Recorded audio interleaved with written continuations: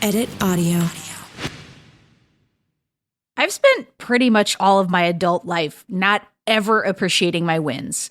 When I hit a milestone, instead of celebrating, I just set a new goal and then I immediately begin running toward it.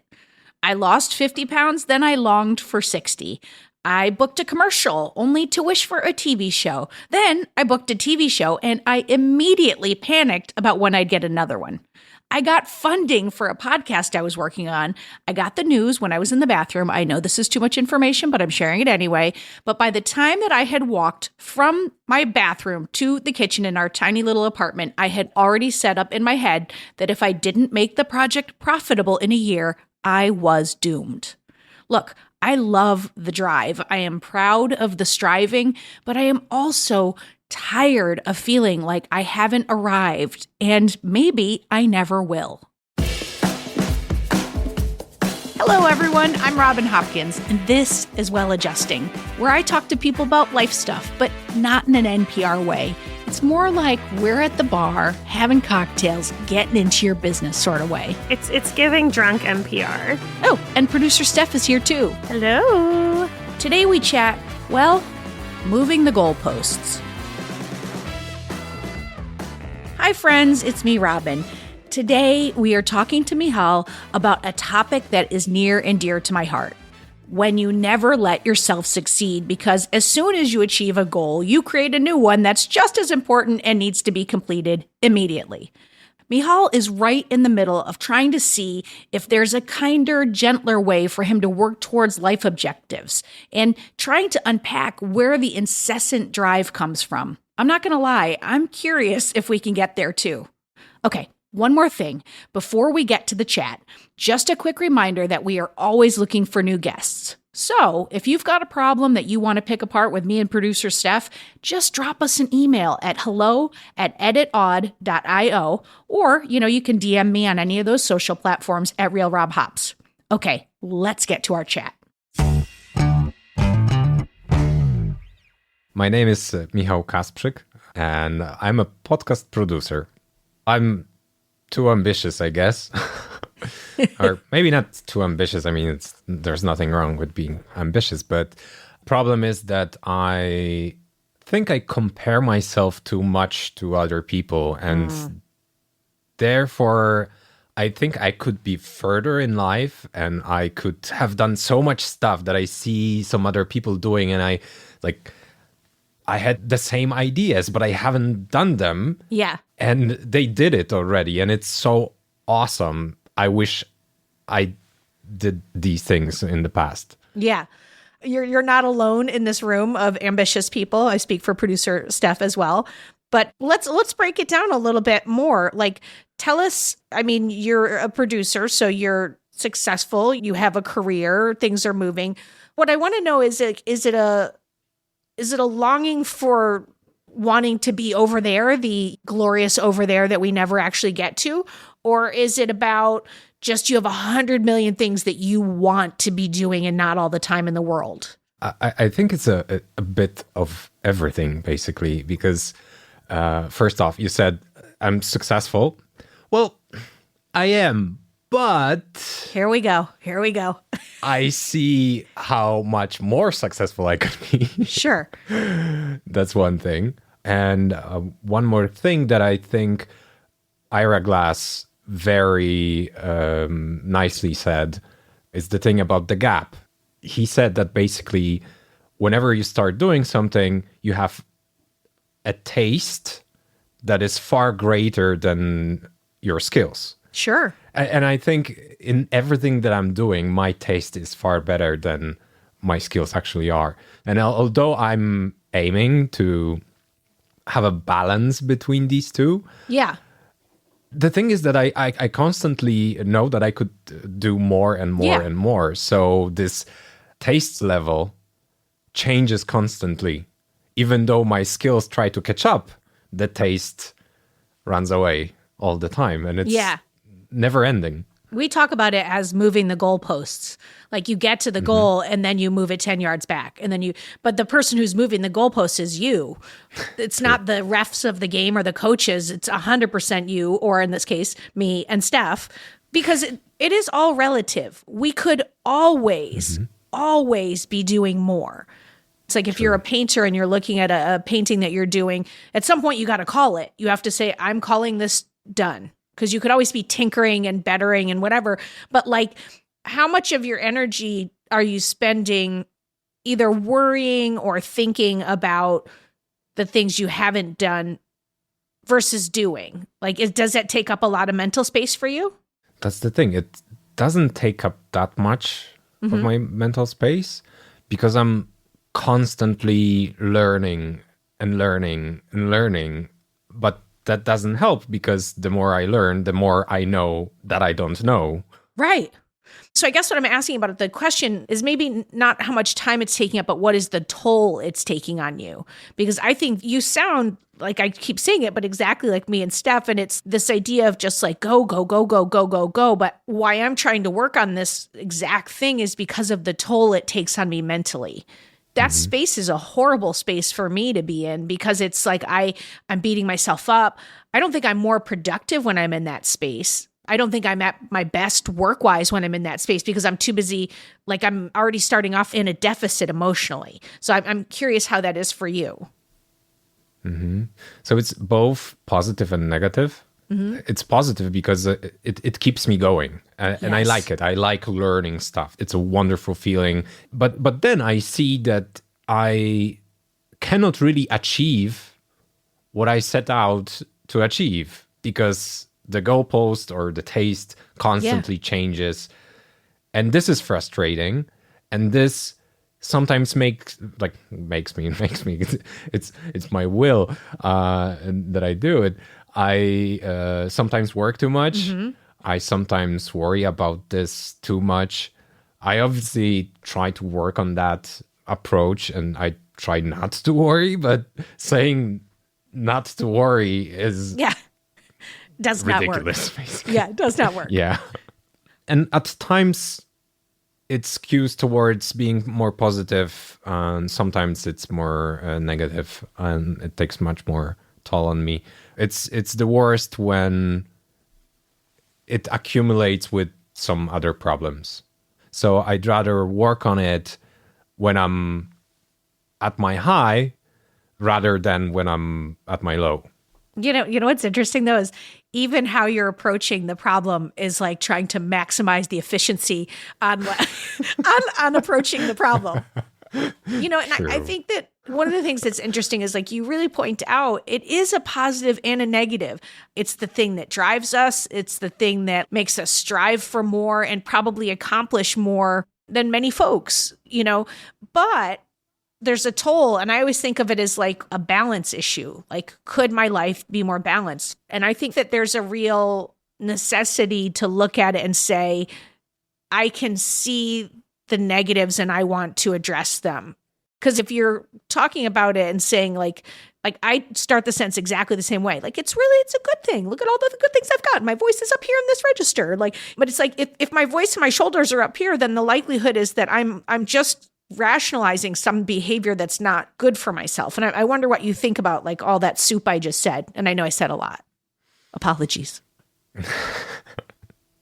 One thing that came to my mind when you were talking is that I'm kind of in a rat race with myself. Like there's nobody else in this rat race except for me, with one particular thing that I see all the other rats that are in the other races. Meanwhile, they're just playing tag. They're like having joyful fun on the side. Yeah, sometimes they do. And I compare myself to them, even though we're not playing the same game. We're not in the same race. I make the rules for my own race. And I always want to run as fast as I can. That's why I want to learn more and more, get more skills.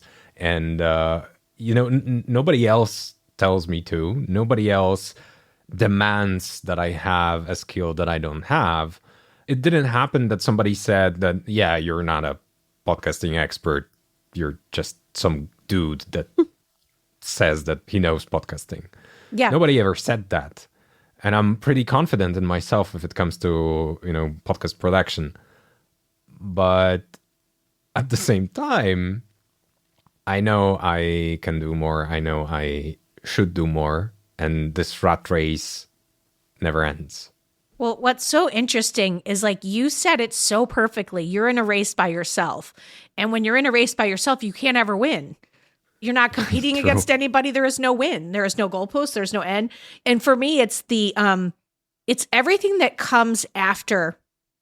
But at the same time, like as soon as you say a phrase like, however, that should be a real indicator for you that you are moving into, you're about to beat yourself up in some way. Mm-hmm. Like I could do more. I could. And I was just thinking about that idea or concept of like how you treat yourself versus how you tell other people to treat themselves.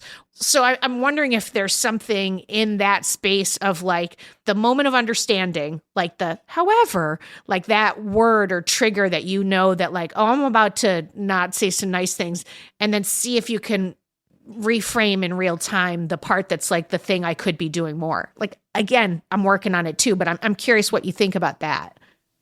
This sounds very good. Like, well, that's good to hear. That's a good start. I recently started journaling every morning, or I try to do it every morning. It happens at all times of the day. Don't move the goalpost on yourself right now. Don't you dare. You're journaling. That's great.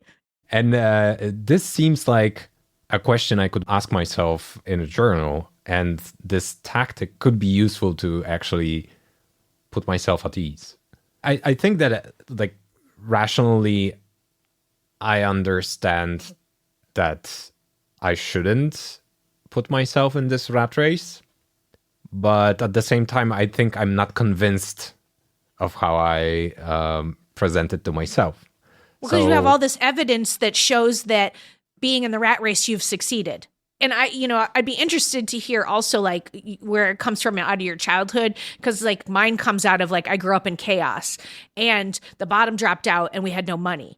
And so because of that, there's a safety issue. So I'm going to control everything I can. And somehow my brain funneled that into, I have to do everything right. I have to practice it and I have to get to be the best at it. And like, that's a setup. So, like, I'm curious how it developed for you. I think there might be some connection from my childhood as well, because grandpa always told me that education is the most important thing. Funnily, even when I didn't finish my first studies, my university degree, he didn't show me his disappointment, but the way he talked about a degree and how important it is in today's world. You got the message. He probably was disappointed. Yeah. And I never thought that a degree is important, but I think this might have impacted me. I have a degree now. I did it mostly for him.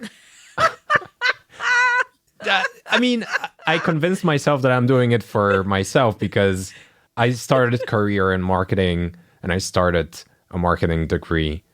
Yeah. It turned out I didn't learn much. So my opinion on having a degree didn't change, but at least he's happy that I finished. Isn't that interesting though? You're bringing around such an important point of another side of the issue of like things that you maybe one does because of something that you've decided must be done. Like at some point along the way, I decided if I don't finish a book, if I start a book and I don't finish it, I'm a bad person.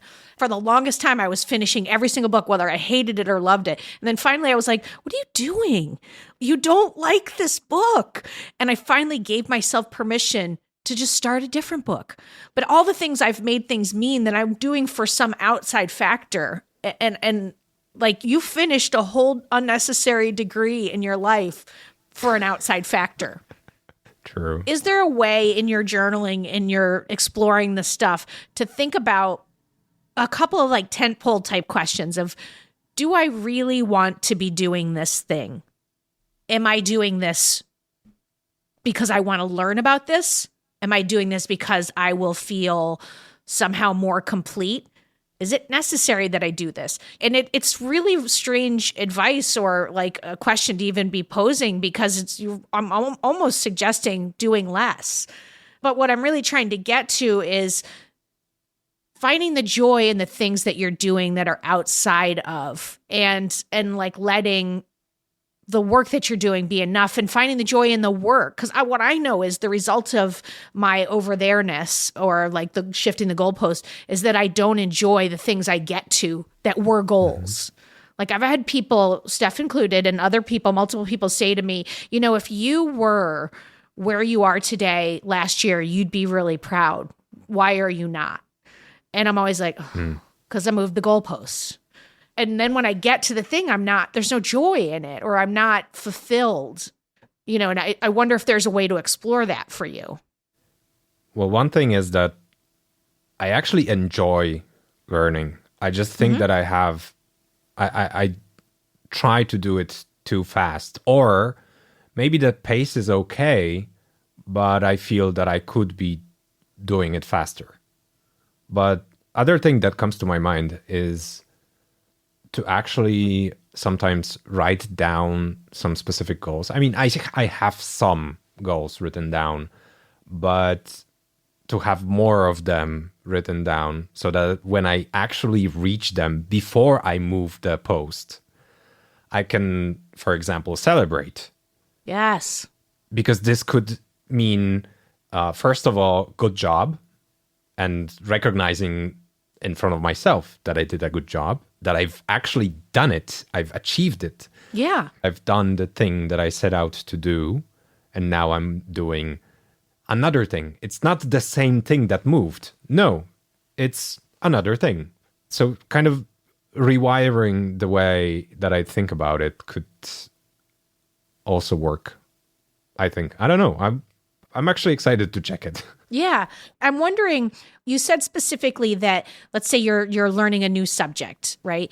And the pace may be okay, but you somehow decide like it needs to go faster. When you do that, are you still enjoying the learning? What's the experience when you're like, are you actually learning about a thing and at the same time thinking, but there's also now this other thing I should be learning? Like, is that all happening at once? I think usually I get stressed when I decide on what to learn right now. So, for example, I open my Kindle app and there's several books that I know I want to read, but I have this a bit of paralysis or time wasting when I try to pick the book that I'm supposed to read, because I should read all of them. Should. Yeah, true. So I waste like, I don't know, 10 minutes of just, trying to pick the right book. And I know I'm wasting time, but it's hard to just open one and start reading. Yeah. Well, it's because you're afraid you're going to make a mistake. Like, and Michał, your self-talk is a little mean to yourself. Like you're using a lot of, I should, I'm wasting time. I need to, it's like, it's all very like the whole world is going to explode if you choose the wrong book. And I wonder if some, some meditation type work might help you like short that circuit. Because if you were to flip that exact example of what you just gave, and it was such a perfect illuminating example of how it works and how it shows up for you. So if you were to flip that and you were to look at it like, let's say I'm a person who does not strive much and I've got 12 books in my Kindle and I open it up and I go, ooh, what's piquing my curiosity right now? There's something about greenhouse gas emissions. No, I don't want to be depressed because the presidential race is coming up. Oh, but this is a fiction book and I've been wanting to read that. And my cousin Lucy just told me about that. You know what? I'm going to pick that one. I'm going to start a conversation with cousin Lucy as I go along the chapters. Like that is a totally different way to approach the exact same situation. And both those people read. And both those people got through something. But this person over here found cousin Lucy and is now has connection and community and feels that I'm doing something good for myself. And again, like it sounds like a very simple thing, but I wonder if that reframing would be helpful for you to like be a little kinder and gentler to yourself. Like the fact that you open up your Kindle to want to better yourself already makes you an amazing human being, in my opinion. Well, I don't know if it's going to help, but I'm definitely willing to try. I hope you'll have a cousin Lucy, by the way, because it's critical to the story. Damn, that might be hard. Do you have a cousin Lucy to borrow? No, I just have one cousin and he's super weird and I don't think you want him. Okay. I have a question. Who would you be, or what is it in your mind that would happen if you read every single book? Like, let's just extend reality. You could do that. You could learn all of the things. Like, what would happen? I would probably turn into ChatGPT or something. But would your life be better? Would you be happier or more joyful or? No. I honestly don't think that a person that knows everything would be happy. I think that person would probably be miserable. Yeah. That's why I think there's really some work to maybe look at about what's underneath. So where should I start looking?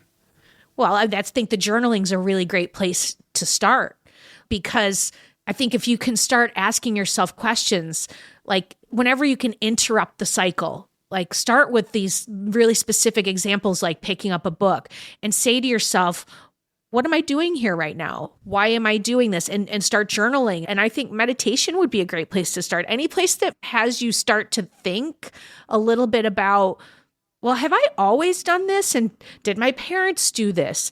It's like almost having like a Marie Kondo approach. Does this object bring me joy?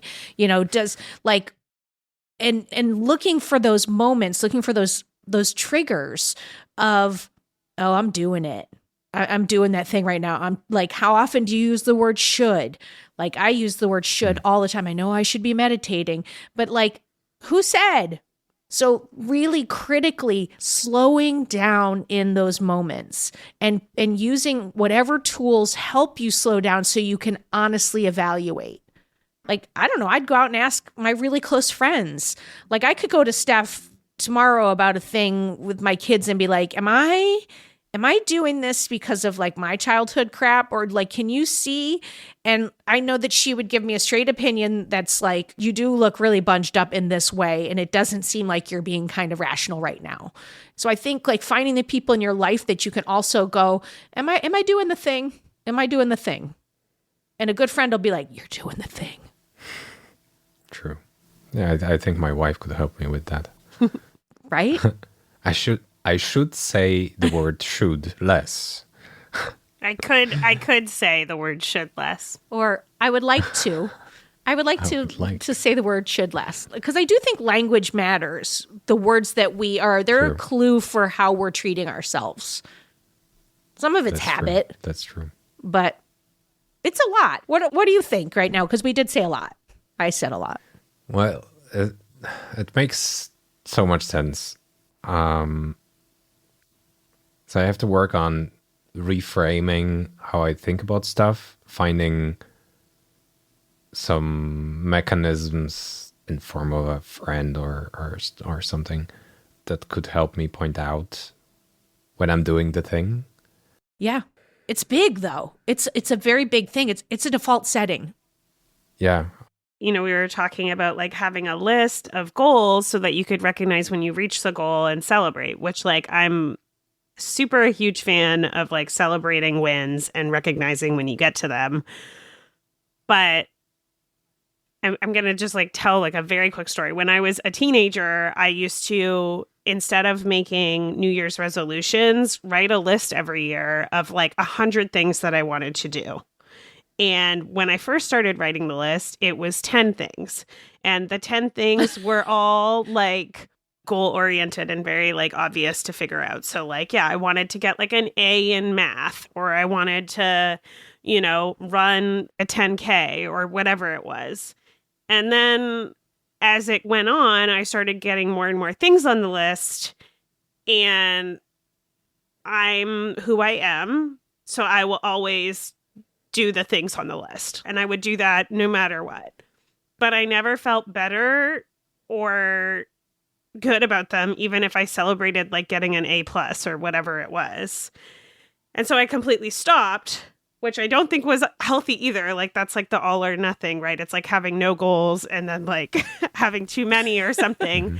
And I think what would have been healthier for me at the time was like taking a step back and being like, well, what actually would make me feel happy at the end of the year? Or like what moments did I feel happy during the year, and how do I make more of those? Because sometimes it is an A+, right? Like sometimes you do want that goal, you want to celebrate it, and then that's like the thing that makes you happy. But like reading 12 books, maybe one of them will make you feel more happy, but also like spending time with your partner or like swimming in a lake, you know, those things that also make me really happy. So I've been trying, and I'm still very bad at it, but I'm trying to add in more moments that are like, okay, what made me happy this year, or what's going to make me happy next year? And like putting those into the list too, and treating them as like as important as learning how to solder a Furby or whatever the hell I saw on YouTube that I was like, this is something that I need to know how to do and like teach myself for no reason. That was a very long tangent, but does that make sense? Like adding in little moments from your life that will make you happy and treating those as like equal weight or more weight than the like checking off of the list of reading a book or learning a new skill. It makes a lot of sense. So thank you for that. I think that the goals that I have on my list are mostly like so that I could become better, more efficient human being. Of sorts. I mean, some of this stuff, or actually most of this stuff, brings me joy. But I haven't considered putting down, like putting on the list just stuff. It doesn't have to be a goal. Yeah. That makes me happy. You know, I recently have heard somewhere that life should be that life should be about enjoying the passage of time. And I like this so much. It's actually something I wanted to journal about, but I'm kind of pushing that question away. That's interesting. And I don't know why, because I like it so much. I would love to enjoy the passage of time, because I think this could be, you know, like perfect. Yeah. The perfect life would be enjoying the passage of time, because the time is going to pass anyway. Yeah. So let's do only stuff that we enjoy. And it's so much about living in the moment. But I know that at the same time, and you see there's this however thing going now. But here's the thing. You're catching yourself in real time right now. This is fucking wonderful, Michał. Wonderful. Seriously. Yeah, I know. Don't censor yourself right now. Just go for it. So at the same time, I also know that I will still have to do stuff that I don't like. Yes. And there are going to be moments when I don't enjoy the passage of time, when I don't enjoy the thing that I'm actually doing. So again, it's like with these moving posts, it's something that is not going to be perfect. It's not going to be 100% achievable. So it's only about maximizing how much time I enjoy and how much I don't. Yes. Because I still am not going to enjoy some of it. Yes. That's it. Can you find joy and happiness and love in the most moments possible in any given day? Yeah. You know, I spent 6 or 7 months journaling, doing morning pages from the Artist Way last year, and they were 7 or 6 great months. And then I fell off. And then I picked it up and I started again. That's all we can do, is start again and try to find the joy. I think it can it has the ability to feel very overwhelming and scary and maybe almost depressing because it's like, I got to start all over again.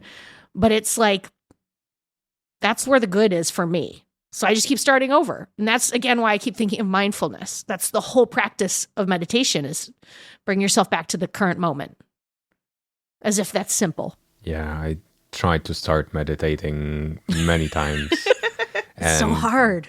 The biggest streak that I had was probably maybe a week or two. I don't know. It's very hard. It's tough. But you also, Very hard. like, you can meditate. You don't have to meditate every day, you know? Like, I think we're all the same person in that, like, if we're not doing it to, like, perfection, it's not worth doing, which is not true. Like, you're still benefiting from meditating, even if you don't meditate every single day for the rest of your life.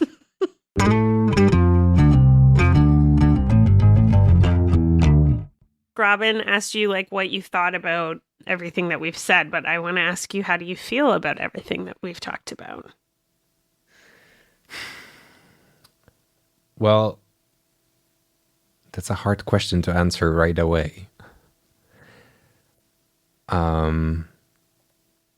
Well, first of all, it's very encouraging because I know that I can change something, and I at least can try, because there are some tools that I haven't used. So that's a good thing. It was actually nice to talk about all this. It's probably the first time that I had such a conversation, like very focused on this topic, because I mean, bits of this conversation I've had throughout my life, but to have it as focused as we had it, that's probably the first. Yeah, so I think what I'm gonna do after we finish is try to summarize maybe the techniques and everything that I could do in the next couple of days. I'm gonna utilize journaling, but I think what I'm most, I don't know if excited about, but I think that could be the biggest game changer is trying to, well, enjoy being in the moment more. So not thinking about the posts that I'm constantly moving, but rather focusing on whatever is happening at the moment, because that's good, because that's already something that I wanted, I mean, in most cases, that I wanted to do, and I should be happy that I'm doing it. You want to be happy that you're doing it? Yeah. I asked that question because I'm like an overdoer, right? And like a over everythinger. And I think the reason I mostly do that, even though I'm like not cognizant of it at the time that I'm doing it, is that like I don't want to spend time thinking of my feelings. I asked you that because I don't know how I'm feeling most of the time, because it's really hard for me to like connect to my feelings. And I've been trying to do this forever, and it's really fucking hard. But I do think it's worth it. And there's this like technique in this therapy that I do in CBT therapy where you ask yourself how you're feeling at the beginning. Then you go through this thought record of like all of your thoughts and what they could mean and whatever. And then at the end you say like, and now how am I feeling? And though that's like a technique that's for like lessening panic and stuff, I do think it might be like a good thing to add to journaling, even for myself. Like, how am I feeling when I start this? And like trying to think of it and not knowing is fine. Mm-hmm. Then doing your journaling, and then how am I feeling at the end of this?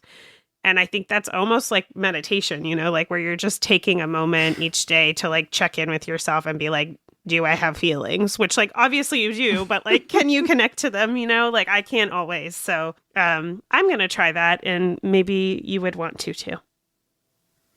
Yeah, I think I would try that as well, because most of the time I'm either not connected to my feelings, or maybe I think the bigger issue with my feelings is that I can't really name them or describe them, and I avoid them because of that.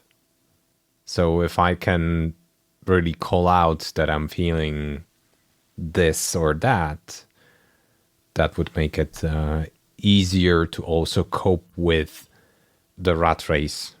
Robin is shuffling some shit around. I'm going to send you a picture of this. This is a sheet that is just filled with feelings. All right. I found it from this like seminar I did. They were like, most people don't know what feelings they're feeling. Like I know the surface level one. I know when I'm mad. I know when I'm tired. I know I'm hungry, which even hungry isn't even a feeling, and it's usually not true. I'm usually mad or tired. So it's like I find that helpful sometimes to be like there's words on here like spunky, stingy, stubborn, stupid, stunned, like this, like submissive. Like these are spunky. I don't even know that word. Spunky's like I'm spunky, like just lots of energy and like spunk.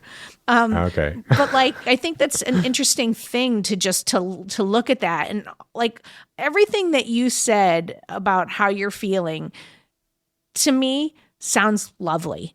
It's a great place to be with this. You're aware, you want to make a change, and there's some grace in there. So I say go forth with all the things that you said and be kind to yourself as you go on the journey. And whenever you catch yourself talking mean or like moving a goalpost, a simple, you're doing great. Michał, you're doing great. Those little things to break the unkindness, I think, certainly going to bring more days of joy. And I think you now have a little team. You're part of this community and we are in this right alongside you. So I think you're doing great. That's very kind. Thank you. I think I'm doing fine as well. Well, I just want to say thank you so much. I just want to say thank you for your willingness to like bring this and to be open about it. It's, we say this all the time, but like in helping you kind of like pull the problem apart, it helps us pull our problems apart too. And I know other people listening as well. So I just thank you for being a volunteer to be on our little well-adjusting community. Thank you very much. It was very, very nice to talk to you. And I feel like I have some tools now to work with and improve my situation. Well, let's get a little deeper. Woo, Steph, that was a lot of talk about feelings, right? Mm-hmm. I'm not going to lie, that's not a topic that comes very naturally to me or is comfortable in a lot of ways. But I really do think that there's something else that's going on underneath this kind of relentless pursuit of achieving. At least I've got to believe there is for me. I feel like what's so interesting is that like we both have that same, circling drive. Yeah. Like I'm running at full speed at all times. Yeah. But I don't think our like root cause underneath it is the same. I feel like we have like different root fears. What's your root fear or your base level fear? My base level fear when it comes to work stuff and like running full speed ahead with work stuff is that like at some point it will run out. Like there's not enough. Like I need to like keep getting more and more stuff because I need to like feel secure in my future. So it's like mostly around money, I think. Interesting. Because mine is a lot more, I feel like the money's on the top, but if I dig a little deeper, mine's is a worth issue. Like ultimately, all these people are going to clear it away and they're going to discover that I'm just not good enough. Like I know that's where, like, even when I like got my agent, I was like, well, now I better book something immediately because I'm going to lose them because they're going to discover I'm not good enough. I also feel, and like, this is like maybe a little too like real, but I also feel like sometimes like I need to learn new things and I need to keep doing things because otherwise it's just like, what am I doing? What's the point? Like, why am I here? Which like, God, do we even have time for what's the point? But I do feel like to some degree, like there is this part of me. But anyways, that's all to say that like I could probably spend some more time digging under the money thing because it is true that even you saying that, I'm like, is that the root fear? Like, I don't know if I've done that work, and I don't know if I'm great at sitting with my feelings. Well, I also wonder sometimes, like, if you know the root cause, does that help? I mean, I think it does if I'm like in a worth place and I realize I'm triggered, because then I can be like, hey, they saw something in you. You believe in yourself these times. So like, I think if I know what the problem is, I can say, calm that shit down, Robin. Yeah. I think it does make a difference, because then you can be like, you know, just talking about that money example, like if you start to get scared about money and then you're like, okay, wait, this isn't about money. It's about worthlessness. You can be like, okay, come on, Robin, like money's going to be fine. Let's deal with this other thing. Yeah. Because you could see, like in today's interview, you could see it in Michal's face. When we were asking, is there any, you know, patterns in your family? Like you could see him kind of being like, well, how is this connected? And it maybe it isn't. I think sometimes it's just fishing to find what's underneath what you're doing. Yeah, it's not like because this happened in your family, you are this way. Like the line is not so clear, but I think doing any sort of like investigation to see what's underneath can help you then in the future when you're going to it. I also loved that we brought up our handy dandy tool, the feelings wheel. Like I couldn't get to that feelings sheet fast enough. I was like scrounging around on the desk. Okay, now before we say goodbye to everybody, Steph, though, I do want to get one tip from you so that you could stop moving the goalpost. Something that's worked for you. Go.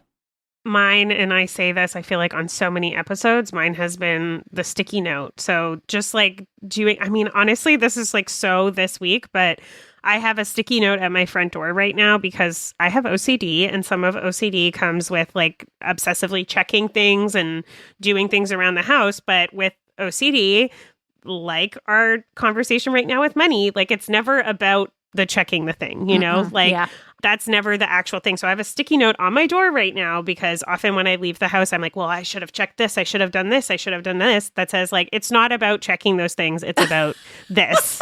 And oh my God, I love that reminder. The sticky note is so helpful because, you know, it doesn't always stop me from doing the checking, but it like is a reminder that I'm like, okay, this is not about this like thing that I'm doing. Like that's a control mechanism, or that's a top level thing. It's about this deeper thing, and it allows me to like look into that. So mine is sticky reminders. I love that. And also Post-it notes, get in touch with us.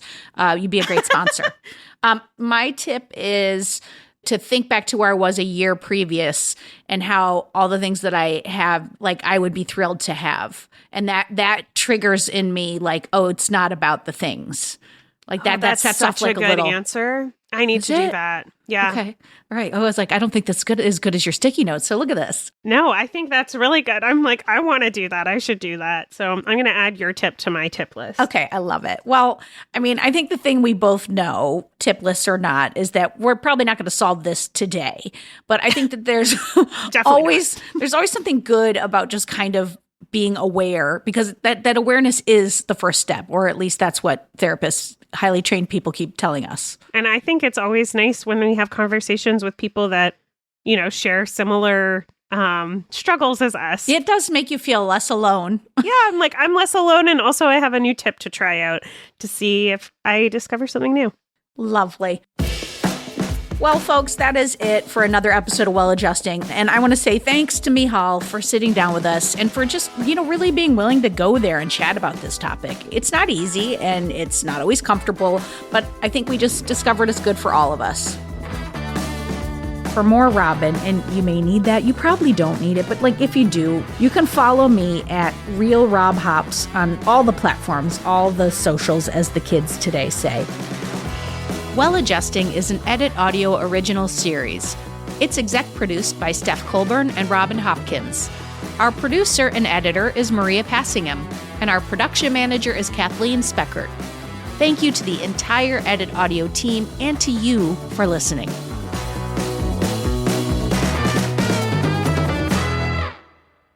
Oh, hey, before you take out those AirPods, this show is just for entertainment. If you are in need of help, please, please, please reach out to a professional. Go ahead and get that help. You deserve it. I also just want to make a point to say that spunk also means semen. Yeah, it does. It does. So be careful if you're going to just reuse that in the world. Make a note of that. Okay. Yeah, I thought of that as I was saying it, but I was like, let's just keep it moving.